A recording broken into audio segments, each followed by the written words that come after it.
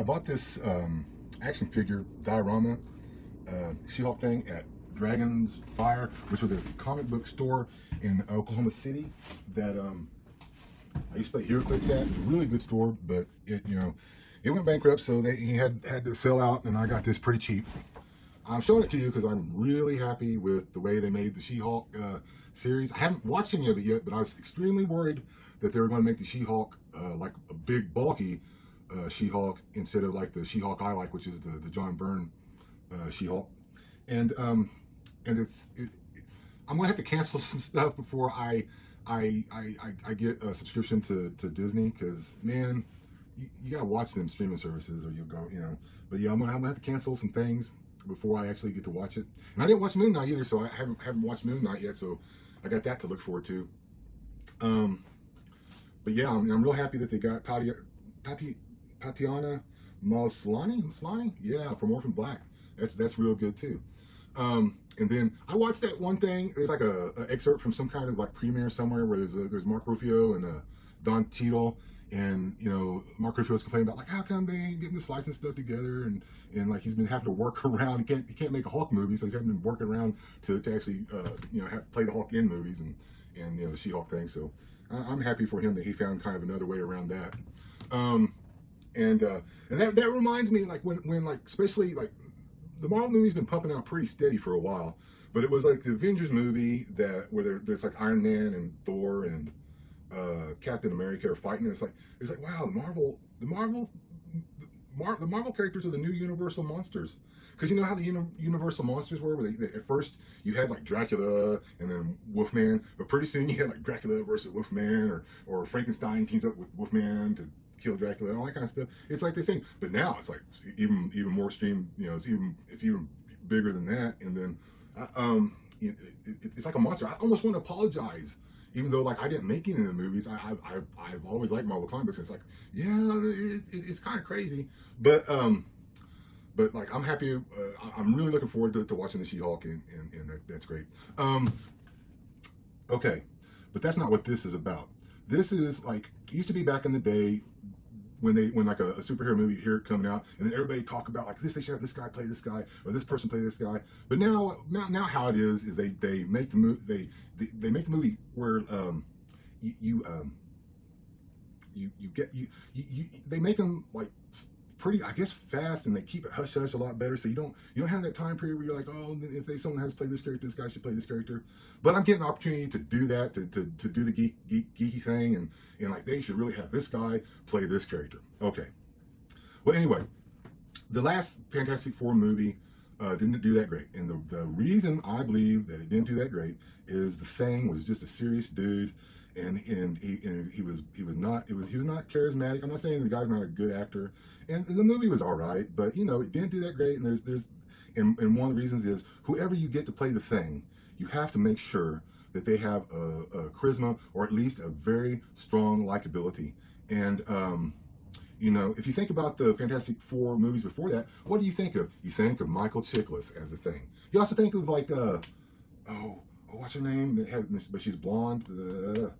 Dark Child, remember? Like Dark Angel. Okay, but y'all know who I'm talking about. You think about that too, but you think about, and you don't even hardly think about like Reed Richards that much in that movie. He's not. And then the guy that played Ian Torch, he ended up being Captain America later. But that's it. You have to have like a fairly charismatic guy playing the Thing, even though you don't see him on the screen. He's just a more face on the Thing. You have to make sure to make the Thing a likable, like Ben Grimm from Yancey Street. You have to do that. Now, I buy previews and I look through previews, and I can't afford to buy all the comic books I want, and I kind of use previews as like a soap digest to the comic book world.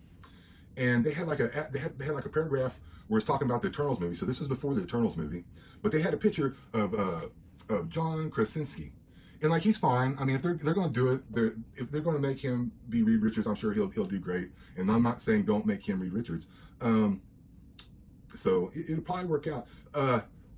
Now, I never liked Jim from Office, and that like Dwight's a jackass, but he never made Pam cry, and that dude had to come and like hug her, like the cameraman had to hug Pam, making Pam cry. I thought Jim was kind of a turd, but what I'm saying is, like, the first movie I ever saw Nicolas Cage in was Rumblefish.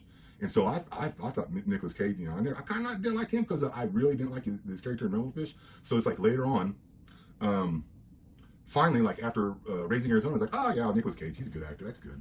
And then, you know, so who knows what happened. But the main thing I'm trying to convey here is a person, and they've probably already done it. It's like set for 2024, and they've probably already got the guy who's a thing. Whoever's going to be a thing, thumbs up to you. I hope it's great. Hope it's good. It does a good job. But this is the guy that I think they should make, who they should have be the thing, if they haven't already chose a guy to be the thing. And I don't know about the Invisible Woman, the Human Torch, but I do know that Fantastic Four movie, because they did not have a charismatic thing, and he's like a super serious dude. That's one of the reasons it didn't go over good. Now, the thing I think they should have be the thing, the guy who they should make the thing, is Steve Howey. Steve Howey from Shameless. He's a big dude, and he's like real likable. He's Big Kev. If you ever watched Shameless, the guy's he's big Kev from Shameless. He's not like super charismatic. He's not like the same kind of charismatic as like Michael Chiklis, but he's likable. You know, he's like a big likable kind of guy. And also the way his face is shaped. He's got a face that when they do make the thing, like you know, Eric Bana and Rufio and now Tatiana, they have to morph the face to make the Hulk. And they have to do a morphing face. The way his face is, you could kind of like have he could still be recognizable somewhat, and then you could have like the Thing face, and it would look better than, you know, it would look. I think of most people, when you do that morphing thing, when you get like the halfway point or whatever, his face will work out the best. He doesn't have blue eyes, but if you do this, if you make him the Thing, what you do is whenever the cosmic rays happen, he like you make the story where oh, for some reason it turns you into the big rocky thing. Oh, but look at your beautiful blue eyes. And he's like, well, oh, I got blue eyes. So you make it to where like Ben Grimm didn't have the blue eyes, and then for some reason the cosmic rays, and then because he doesn't go like, I'm the lovable, ever loving blue eyed Ben Grimm. No, he's this ever lovable blue eyed thing. And also, like, I've always like one of the main movies that always bugged me is like one of the old X-Men movies, like X-Men movie 2. And they had Alan Cummings. They had Alan Cummings as the Nightcrawler, which is fine. But they made him like not a charismatic, jokey swashbuckler aspect of Nightcrawler. They made him like the real serious, like pennant Nightcrawler. And well, I think I would pick some better people. But if they were going to utilize them, that's not the way they should have gone. They should have made him like more like jokey kind of Nightcrawler. But this is water under the bridge. But you know who Alan Cummings would be really good as? Morph him down like Tim Burton did with Helen Bonham Carter in Alice in Wonderland, or morph him down like they're doing like the energy vampire and oh, what's that vampire show that's going right now? That guy. Then give him a cone head, give him green skin. Alan Cummings would be a great Impossible Man. And then there was like a comic book called Marvel 2-in-1, and you know, one of the better ones was there's like a double story where like the Thing, he fights a Sandman, and Sandman's just getting over being merged with Hydro Man, and that was the first one. They end up having beers at the end of the fight. And then later on, the second story is here's Impossible Man, and the Thing's trying to babysit Franklin Richards, and the Impossible Man shows up with his wife and a bunch of kids, and just kind of just wreaks havoc throughout his day.